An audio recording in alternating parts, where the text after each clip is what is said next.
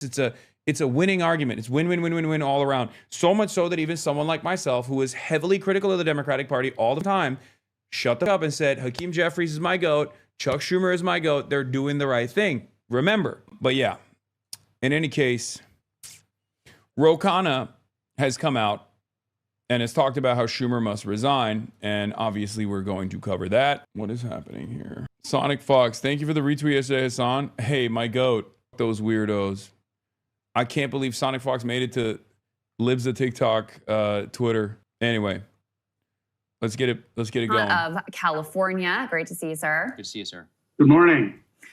So you tweeted yesterday in response to a number of centrist Democrats caving to the Republicans and voting for the shutdown deal. You tweeted this: Senator Schumer is no longer effective and should be replaced. If you can't lead the fight to stop healthcare premiums from skyrocketing for Americans, what will you fight for? What led you to that conclusion, Congressman? Just a moral disgust. I mean, I know personally, as I'm sure you do, people whose premiums are going to go up $1,000, $2,000 a month. Millions of Americans are literally going to get kicked off healthcare, and we can't fight to make sure that their premiums don't go up after the Tuesday wins. It's just political malpractice. Here you have Donald Trump on the ropes, scrambling, trying to make some deal. And we basically say, well, we don't care if the premiums go up. Like, what do we stand for? So he needs to be replaced and step down. More Democrats need to be calling for that. The only reason they aren't calling for it, let me be blunt, is because you offend a lot of donors. There are a lot of billionaires. There are a lot of donors that contribute to the DSCC, that contribute to Chuck Schumer. But, you know, we've got to make a choice of this party. Are we going to be beholden to the donors that have gotten us 2 terms of Donald Trump, or are we going to listen to people? Sir, the cope from the Schumer crowd is, well, he voted no. What is he supposed to do? He can't keep his caucus. I can't believe that they thought that would be valid. I actually cannot believe that they thought, like, Chuck Schumer thinks you are an idiot, by the way. Enough. Chuck Schumer thinks you are a moron. He has to, because otherwise, why else? Why else would he have done this little scheme where, you know, he just goes, well, I voted no for it. It's like, but you're the leader of the party. You're the minority leader in the Senate. Who would ever believe this? Like, who would ever go, oh, well, he actually did vote no for it. So what's the alternative then? That you are bad at your job to such a ginormous degree? You're so bad at your job that you couldn't whip the votes? I mean, your whip, by the way, his whip in the Senate is Dick Durbin. Dick Durbin voted to open the government without any concessions from the Republicans, okay? Like, it is a ridiculous statement. Schumer is the minority leader. He's either not being honest about whipping the votes and using retiring senators to take the fall so he's not primaried, or he's so weak that he can't keep his caucus together. And I need you to understand, the very fact that John Ossoff initially was a yes on the continued resolution, only to turn into a no on the continued resolution, especially because he has a primary coming up, means that Chuck Schumer whipped the votes in the opposite direction.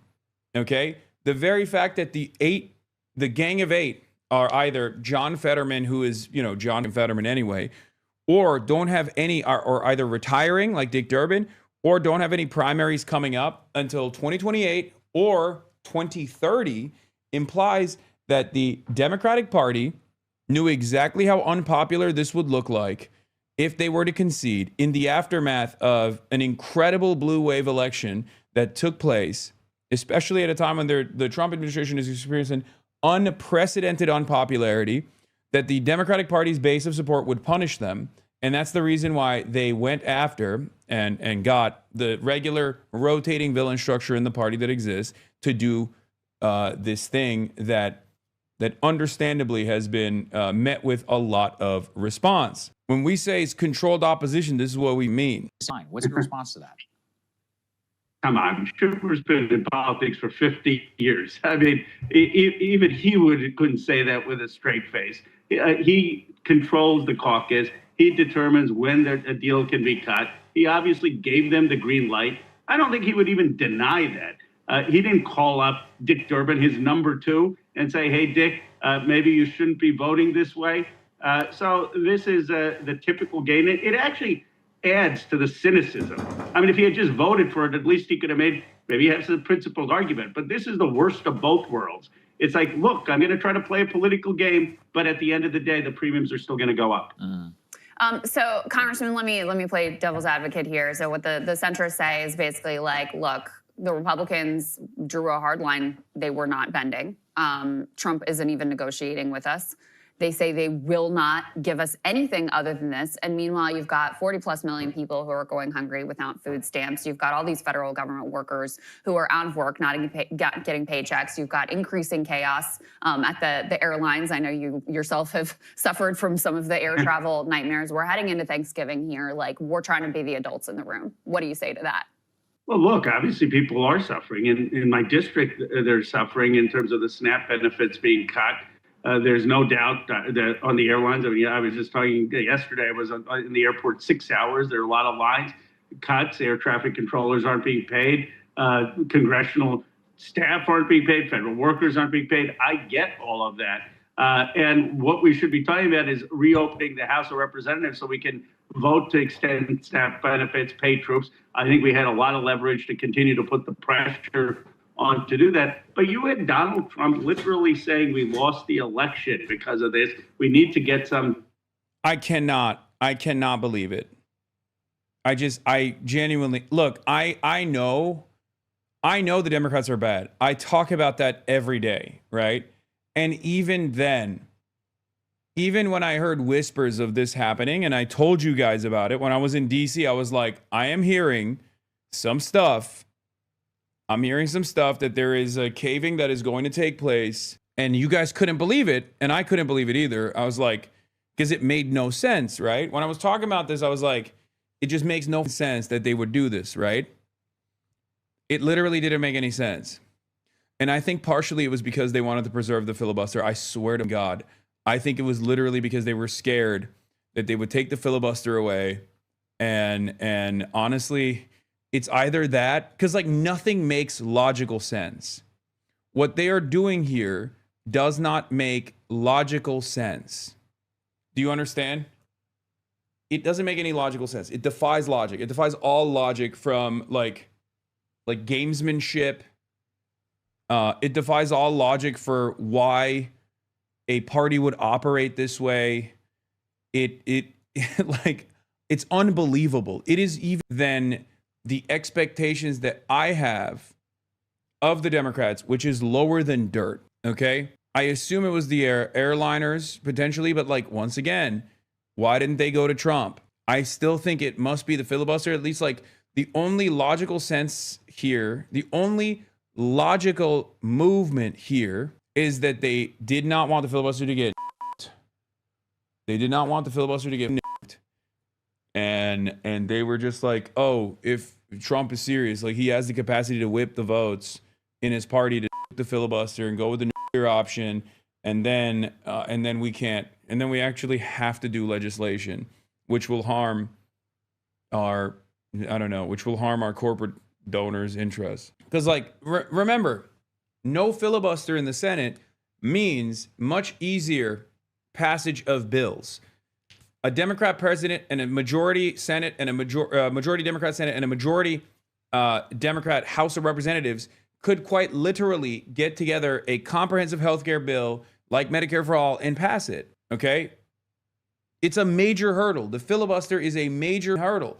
It's not in the Constitution. It is just a procedural hurdle that exists that has evolved throughout the years to basically turn into this thing where senators don't even have to stand up and deliver speeches any longer. It's just a mere ever-present threat of a filibuster means that every single massively consequential bill has to pass with supermajorities. And I know that the Republicans don't want the filibuster to go away because they use it against the Democrats.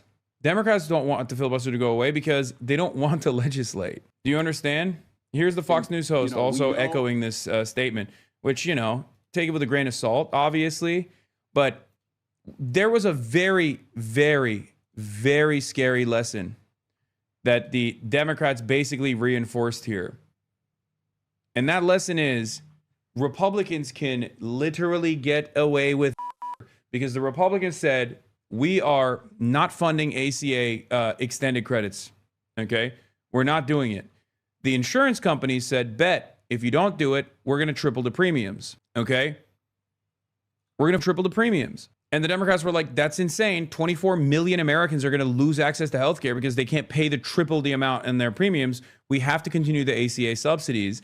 And also we need to get assurances that Trump can't just like veto expenditures by executive mandate, by fiat, right? Like, because right now the way it works is Donald Trump can functionally destroy whatever kind of congressional legislative agenda you might have. Donald Trump can turn around and say, nope, not happening. Oh, you allocated funds? It doesn't matter. You're cooked. So that's also another problem for even the Republicans in Congress. But they can't say anything about it because it's Donald Trump. So that was another part of this battle. It was supposed to be continuation of ACA subsidies so that 24 million people don't get possibly kicked off of their healthcare coverage. And also additional clearances that like Donald Trump cannot by executive mandate change previously allocated expenditures that Congress actually allotted. Congress actually budgeted out. They didn't get either of those things. And the reason why I say this is a terrible lesson is because not only do the Republicans refuse to cave on this, okay?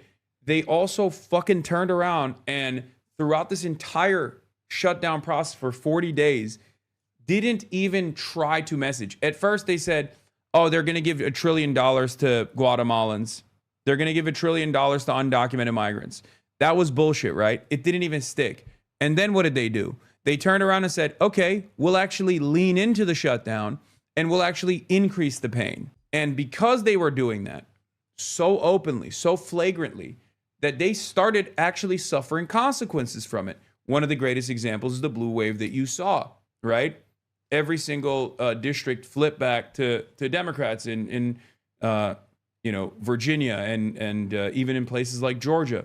Like Democrats actually had a incredible electoral performance. And right at the precipice of Donald Trump feeling that pain, they caved. The Democrats caved, teaching the Republicans a lesson that they don't ever have to concede to the Democrats in any point of leverage because they can just keep punishing the public and the Democrats will get fearful and they will turn around and they will concede for no reason whatsoever. I have never seen an instance where you have the leverage, you have the upper hand, and you're actually working for something. You're actually working for something that unites the base, right? You're showing that you're a fighter. You're using whatever leverage exists, and you're actually putting healthcare as the primary reason for why you're doing this. It's a winning argument. It's win, win, win, win, win all around. So much so that even someone like myself, who is heavily critical of the Democratic Party all the time, shut the fuck up and said, Hakeem Jeffries is my GOAT. Chuck Schumer is my GOAT. They're doing the right thing. Remember, until they stopped doing the right thing. And I guess if there is any sort of silver lining that I can see from this situation, it's that more and more Americans on the liberal side, on the Democratic Party side, who are paying close attention to what's going on, are probably going to lean into our side a little bit further. They are, I think they're on the enough is enough. We're done with this bullshit mentality at this point. Liberals do not have killer instinct as part of being a lib. No. It's not that. It's not that. The killer instinct and shit like that, especially with like liberal voters, people who self-ID as liberals. Saw a meme about you in China on Xiaohongshu already. An American who doesn't love China is not a true Turk. I don't even know what that means. But yeah, you have people like Rokana who are leaning into this, obviously. People like Rokana who are leaning into this discontent. Will has Bilibili griefers now. Sometimes the grand scheme is less defined than we think, and the greater cause isn't being paid attention to. No, I don't think it's like these guys are not thinking in centuries or anything. Yeah, if that's what you think is going on. Centrists care about Republican feelings more than their constituents. They think giving up the advantage will prolong their career because they've done this shit for 40 years, but Republicans aren't playing by neoliberal rules anymore. I can't in good conscience think that they are that out of touch. I cannot in good conscience believe that the Democrats literally think that they're playing by the old rules or something, especially because they were already losing by the old rules over and over and over again. You cannot be that fucking out of touch, dude. It is virtually impossible. Also, yeah, here's Mike Johnson. Like, the Republicans are not playing ball at all. Can you imagine? They're going to, so what? Without the leverage, you just burned the only leverage that you had. And now you burned the only leverage that you had. And the Republicans are not going to fucking advance any bills. Donald Trump is not going to sign any bills. And all you got was a fucking IOU and an assurance that was never going to come out. And of course, the new line of attack is the Republicans basically saying the Dems held out for nothing. They got nothing in the end here. They starved people for political gain. And they're not even wrong. Jesus fucking Christ, they suck. Is exactly what I said. Exactly what I said before the shutdown actually ended. If you recall, when they were on the verge of actually conceding, I said, you will look silly. Okay? I said, you will look like you did this all for naught. And unfortunately, it's kind of true. I do think these 8 Democrats think they're playing by the old rules. They're scared of the Trump overturning the filibuster and think that they can open the government. The ball will be in Trump's court and he'll be unable to fix it. No. I think that's happening no matter what. I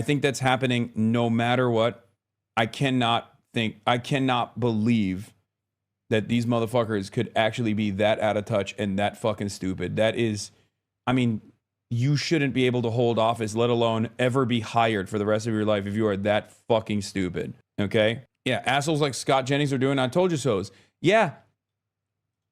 Of course they are. I told you that they were going to do that. Didn't I? I said it.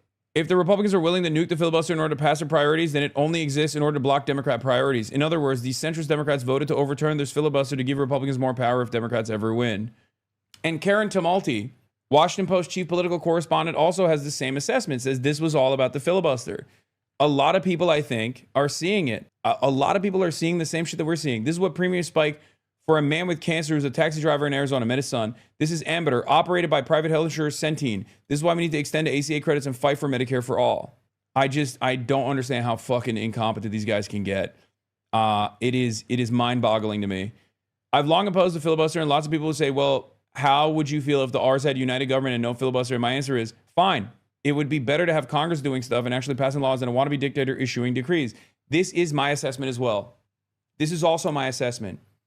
Remember, last week I was talking about this when there was some chatter about nuking the filibuster, and I said this is not a bad thing. Nuking the filibuster is a good thing because the filibuster is a significant hurdle for any kind of initiative that you build out. It's much easier to break things. It's much more difficult to build things.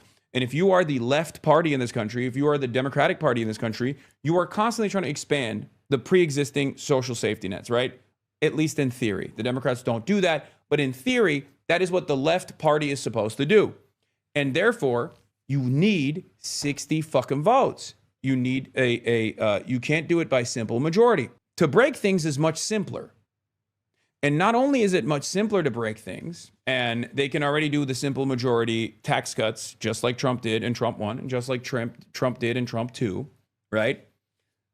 Trump also has taken it beyond that, where anything that he wants to do right now, he just does by executive mandate. So it's not like he isn't accomplishing his agenda. So nuking the filibuster in this regard would have unironically helped the Democrats. Partially, it would have helped the Democrats because then they could have a potential majority, because who knows how crazy things get by the midterms, right? They could potentially have a majority in both the House and Senate, let's say, and then it would all be up to Donald Trump's vetoing power. Like, they could just constantly start pumping bills out, okay? And it's such an obvious point that even Ezra fucking Klein is in agreement with us, chat. Think about that. I worry that the Democrats have just taught Trump that they will fold under pressure. That's the kind of lesson he remembers. Obviously, it's the lightest fucking version of how devastating this is in reality. It is the lightest criticism that you can apply, but it's even Ezra Klein is on our side. Like, think about that. The only person who seemingly doesn't get it is fucking near attended. Schumer voted no. How about some tweets on the yes votes? What do you mean Schumer voted no? How about some tweets on the fucking yes votes? What are you saying? Again, if that's your counter, if that's your fucking counter, okay, you think every single voter is a moron. You think Americans are fucking stupid, okay? And even stupid people know when they're getting fucked. I'm sorry, I do not believe Americans are that stupid. I don't. It's crazy. Any American that is actually paying attention to what's going on here is going to go, why the fuck did you not keep fighting? What are we doing? How could you just like give up without any concessions? Do you not care about the 24 million people who are going to have their healthcare coverage lapse? Do you not care about that at all? Because that's what you're doing. You're admitting that you don't give a shit about that. You didn't want to fight hard enough.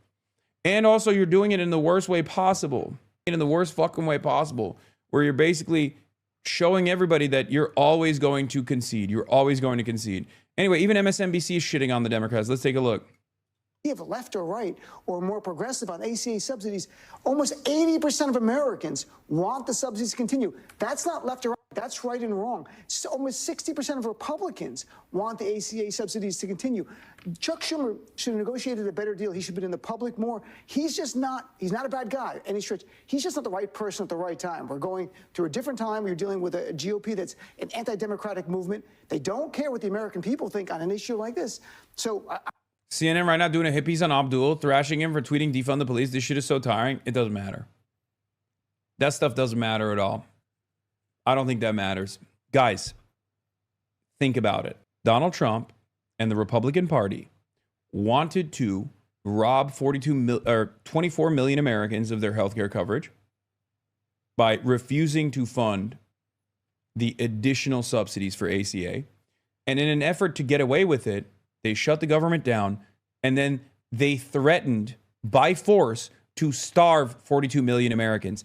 If you think that Dr. Abdul El-Sayed saying defund the police in like 2020 at peak woke is going to be a blemish on their fucking on their track record when they're actively championing Medicare for all in the eyes of the broader liberal electorate, you are out of your fucking mind. Liberals voted for Jay Jones, Attorney General Jay Jones in Virginia. Okay, Virginia has less of a blue swing than Michigan does, especially when you have left flank candidates in places like Michigan. Okay, liberals do not give a fuck. I'm telling you right now, liberals will, and most people at this stage will vote for whoever the fuck they can.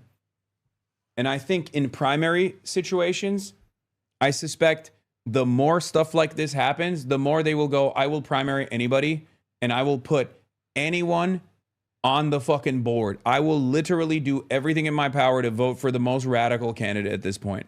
It matters because he's got a center-left competitor that wonks and wine moms like. He won't make it out the primary. Wrong. Bernie Sanders is seen by many liberals as a North Star in the party right now. You're wrong. I think when people say, I think when the Bernie wing says that's a fighter, that's gonna go out the bat for you, people listen. Haley Stevens is cooked, right? Stevens, I keep forgetting. There's another person, Mick Morrow, that is like a somewhat more progressive candidate. But Dr. Abdul El-Sayed will, I think, cook. Yeah. Bernie was asked if he has confidence in Schumer. He said he's backing anti-establishment candidates. Do you still have confidence in Schumer as the leader of the Senate? Schumer and I have very fundamental disagreements about where the Democratic Party should be, and I'm strongly supporting candidates for the Senate who are not a part of the Democratic establishment, who believe in Medicare for all, who are prepared to take on the big money interests and fight for the working people. I have a very different vision for where the Democratic Party should go. If Schumer steps down, who is going to take his place? The truth is, progressives in the Senate are right now. I think there are about 8 or 9 of us. We are pretty much of a minority. Things are changing. As I said, the Democratic Party is very weak. And Democratic Party's weakness, opportunity for it to become a strong party in general. Okay? However, because the Democratic Party is so fucking weak right now, because the Democratic Party is so goddamn weak at this moment, unfortunately, it creates these unique moments of pain, these unique moments of struggle. Okay? Do you see what I mean? These unnecessary moments of hardship. Given the fact that most left/progressive Dem opponents of the filibuster are willing to bite the bill under the current circumstances shows we really do believe in it. Anyway, here is, what was I going to show you? Oh, speaking of the weakness, the institutional rot. Here is Hakeem Jeffries. Was the shutdown worth it? We have waged a battle on behalf of the American people. First of all, Donald Trump and Republicans are the ones who shut the government down. They have the House, the Senate, and the presidency. And the American people know it. And that's been the case for 7 consecutive weeks. But, you know, at the end of the day, you didn't get what you want. So was it worth waging this fight? At the end of the day, the fight lives on. Any outdoor content later? Yes. In an hour and 30 minutes, I will be going to an antique store, like an antique bazaar style situation in Beijing. It's very exciting. Anyway, you guys recognize the statue room. I was there. I was just there. Yeah, this is a punishing media environment for any fucking Democrat. Okay? I don't know what he could even say in this situation. I don't know what he's supposed to say because they fucking lost. And as much as I despise Hakeem Jeffries, they didn't lose because of him. Okay? I don't trust Hakeem Jeffries. I despise Hakeem Jeffries. He was not even fucking responsible for this loss. It was Chuck goddamn Schumer. Okay? Now, would Hakeem Jeffries operate in a similar way if push came to shove? Abso-fucking-lutely. I think Hakeem Jeffries and Chuck Schumer have the exact same issues. Okay?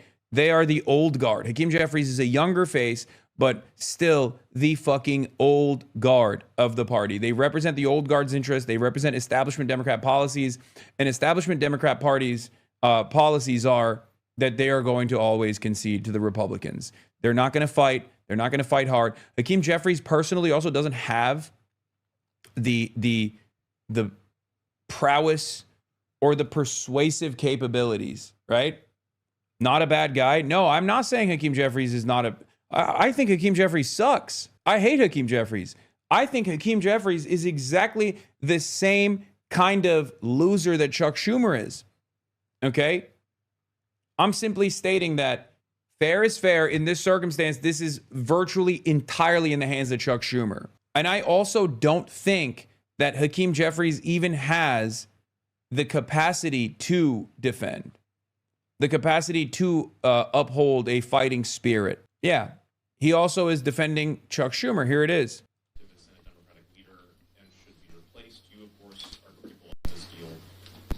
Asked if he thinks Schumer is effective and should keep his job, Hakeem Jeffries replied yes and yes.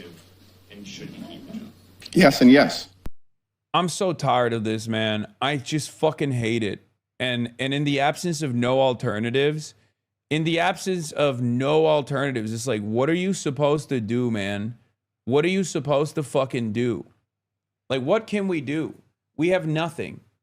We don't have any solidarity. We have very little labor union power in terms of like expressing labor union militancy, for example. Like, we don't have that. Like, unfortunately, Democrats are the only fucking game in town in the interim. They are the only game in town in the short term. There's no other viable alternative for pushing back against the forces that the Republicans are advancing, the fascism that they are building. So I don't know what to say, but yeah. Having Schumer's allies anonymously brief Axios wasn't malicious, just too weak to stop it, is the same Biden is angry leak strategy. It's PR for dummies. We're supposed to applaud that he heroically delayed the dissenters until after the election. I see Jeffries is joining Schumer on the "we think you're all idiots" train. That anyone that says that Chuck Schumer has actually whipped the votes brilliantly is lying to you. And you should understand that they think you're stupid. They think you are stupid. They think you're a dumbass. They think you're a moron. They think you will fall for this. And it's really interesting because by and large, most voters don't pay attention to this stuff. Most Americans don't pay attention to this stuff. But the people that do pay attention to this shit are much smarter than this. House Minority Leader Hakeem Jeffries instructed members to keep focus on healthcare and not on a few individuals in the Senate, according to 3 lawmakers who were in on the call. Yeah. And it's also like very obvious. Yeah, Schumer privately fought to extend government shutdown. Sure, and Biden was outclassing all of his younger aides with his razor sharp mind in private. Like, We've seen this song and dance. These kinds of like fake leaks to the media is not effective. It's not going to work. Dick Durbin thanked Thune for the offer. Leader Thune has God. also promised the Democrats an opportunity before mid-December to present a Democratic bill on the floor with proposals to change the law and protect American families from dramatic health care premium increases. It is my fervent hope that this ends up being a bipartisan effort. It would be such an achievement of the Senate to finally return to that status. I've served in this. Yeah, I love that it's like their argument is, nah, we're just bad. Like incompetence, not malice. Masterful defense, sir, is right. Noah's correct. Their defense against like, how could you have fucking done the spectacularly bad thing is to just turn around and be like, oh, you don't understand. We're just bad at our fucking job, man. We are just dog shit at our job. That's the problem, sir. I'll have you know, I'm not evil. I'm just horrible at my fucking job. Great. Love to hear that. Love to hear that from this insanely incompetent party at a time when there's like exceptional pain, at a time when there's exceptional pain being unleashed by the right-wing forces in this country, and people are desperate for a crumb of defense, a crumb of community defense, a crumb of pushback, especially when they actually fucking had it. It blows my mind. They had it. It was working. I'm sorry. This is everything that I fucking complain about in real time, happening, unfolding in ways that even liberals can see. It blows my mind. Like, it genuinely feels like, look, Democrats are the controlled opposition party is something that we say all the fucking time because exactly this kind of behavior, right? It's like, it literally feels like they just straight up got together and said, things are getting too good for us. People are going to get the wrong idea that we have to like actually fight back against Trump. And we don't want to fucking do that. For the first 9 months, they have experienced unprecedented, historic levels of disapproval. But the Trump administration is so bad that people finally are like, okay, well, at least like the not Trump vote seems a lot better for us now than ever before. Holy shit, even though you're not doing anything. And these guys were like, no, you misunderstood. We are still fucking awful. Make no mistake. We will fuck you. Make no mistake.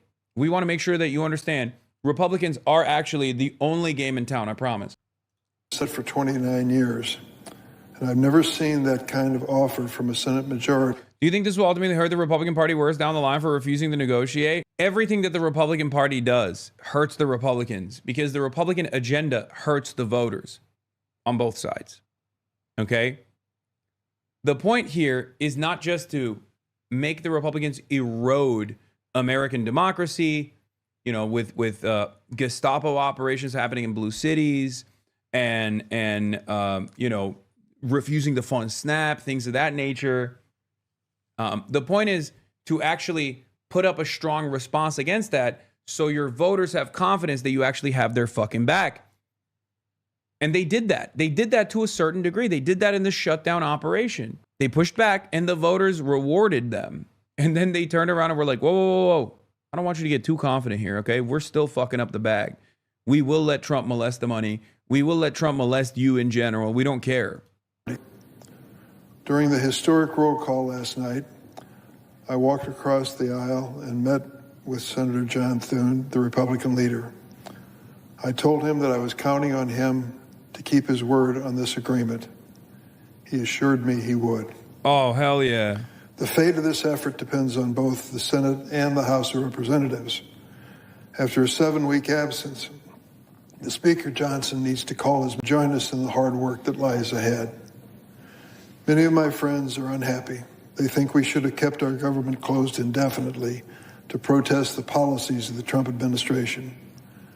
That's not like, remember, Dick Durbin is the second in command in the Senate Democratic Party. Okay, did you get sponsoring for promoting the new Vince Gilligan TV show? No. I would, though. I really liked it. I watched the first 2 episodes and I loved it. Anyway, Dick Durbin is the second in command. He is the whip. Okay, he's the minority whip. And he's over here being like, many of our colleagues are upset that we did the right thing. It's like, dude, your job is to literally, your job under normal circumstances is supposed to be to tell everyone that would say something like that to shut the fuck up. That is your job, brother. And you're the one saying it? Are you fucking kidding me? Of course he's saying it because he's retiring. So he doesn't give a shit. So you can't even do anything to him.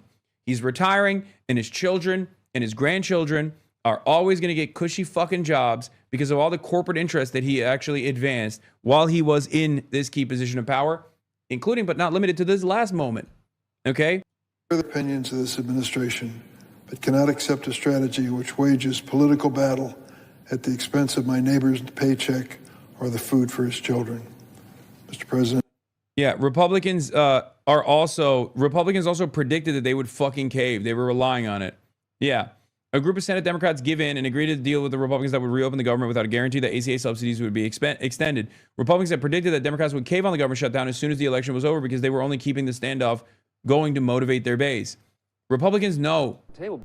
Republicans fucking know that their enemies do not care about the population, okay? Republicans don't care about it either. But at least Republicans are honest about their fucking lack of interest in helping the working class, at least in their agenda, okay? Democrats lie and act as though they do care about the working class, only to fucking sell them out in this moment of maximum leverage for no fucking reason. Here's Mike Johnson in the House saying it's not happening. We'd like to bring back to the table because that will actually solve the problem and not just subsidize insurance companies. So you're not committing to bringing up a bill? I also hate when Republicans use my arguments about the ACA. Like when they also say that about the unimaginable cost of like higher education in this country, where they'll be like, oh, it's because like loans are subsidizing these fucking institutions. It's like, yeah, that's my job. That's my argument. You can't use that. The fuck? Because he's not wrong. When the Republicans say, why are we doing these Band-Aid solutions? We're just giving subsidies to private insurance companies. They're not wrong. Except the alternative to that is Medicare for all. The alternative to that is socialized medicine. Cutting out the insurance companies in its entirety. Unless it's something like super, it's just like a super rare thing that you want to get, like an elective or something. It blows my mind that these guys also had the audacity to make the correct argument against the ACA subsidies while simultaneously just continuing to advance deregulation in that front. That deals with the Obamacare subsidies before they expire. I'm not committing to it or not committing to it. What I'm saying is that we do a deliberative process. That's the way this always works, and we have to have time to do that, and we will in a bipartisan. This is the Senate. We'd like. Yeah, and also here. Senate votes 53-47 to shoot down the Baldwin Amendment to extend ACA funds for 1 year. A party line vote with every Republican rejecting it. An important vote in this series is Tammy Baldwin's proposal to extend ACA expiring funds for 1 year is structured as a motion to table, i.e. scrap it from the amendment tree, but it'll show the appetite or lack thereof in the Senate to address this issue. What an utter humiliation, dude. News, House Democratic leadership is officially whipping no on the bill to reopen the government. The average monthly SNAP benefits is $177 a person. The average ACA benefit is up to $550 a person per month. People want us to hold the line for a reason. This is not a matter of appealing to a base. It's about people's lives. Working people want leaders whose word means something. Yeah, stop criticizing them. The GOP gave them their word. Is not fucking good enough for you? I know you're saying that as a joke, but there are people who unironically have that opinion. And of course, while the Republicans have openly said that they're just not doing the ACA subsidies at all by vote, which is the least surprising thing of all time. It's the least surprising thing at all time. What's really interesting about this process also is the Republican line of attack against the Democrats. And once again, the Democrats have given the Republicans a gift-wrapped opportunity to say the truth. Here it is. How are Republicans going to use leverage in their fight with Democrats when the Democrats are actually the ones with the upper hand in the eyes of voters? Oh, I'm sure Democrats will be more than happy to open the government now. The election's over. I mean, part of the reason they shut it down was to get through tonight. I mean, I would suspect they'll be opening up by the end of the week. Adam Schiff, he was like, hold the line. AOC, there's lots of rumors of people wanting to open it. Look, I don't see what is the incentive for Democrats to back down when voters are basically saying Trump's not doing enough, it's the Republicans' fault, and then they... Do you think Xi is aware of you? No, of course not. That's crazy. They basically handed the keys in this past election to the Democrats. Where's the leverage? Again, these are blue states electing Democrats, not a shock. Democrats clearly wanted this shutdown to get through Election Day. I do think they are facing pressure from their internal coalitions. The unions, the air traffic controllers, the government employee unions are desperate to get the government back open. They're feeling a little bit of internal heat. But again, the election's now over. I'm sure tomorrow morning phones will start ringing and it'll be open soon enough. This was a political shutdown, and that's what they did. And now incredible. Yeah. Why is he always on there? Because he's a high-paid CNN special correspondent. And I think we could have gotten an extension. Could we have gotten it permanent on the tax credits? Maybe not. But a year? I mean, there were Republican House members like Lawler who were willing to give a year. And the fact is that we've got nothing. I mean, that's what is so frustrating about the situation.